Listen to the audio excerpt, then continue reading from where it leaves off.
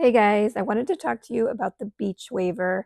We have actually had this for a couple of years now and we absolutely love it. So I thought I would come on here and do a review about it. This is the B1 rotating curling iron model and we use it very frequently. I love that you can just press a button and it easily rolls up. One of the things that is a little bit different about this curling iron is the way it clamps onto the hair. Some people have found it slightly difficult with layered hair. And the trick for us has been to clamp on farther up the hair before you start rolling it up, and then to slowly release it as you continue to curl the bottom parts of the hair. So that's the technique that I'm using here.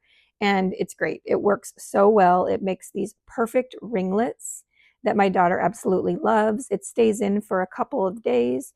We usually do it on clean hair, followed by a little bit of hairspray, and then later in the day, some dry shampoo.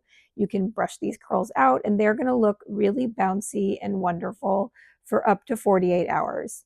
This is such a great invention. It saves so much time to have the automatic rolling, and it works great for all kinds of hair. You just have to get the hang of how it works with the way that it clamps. But I know you can do it. It's so awesome, and I think you're going to love it.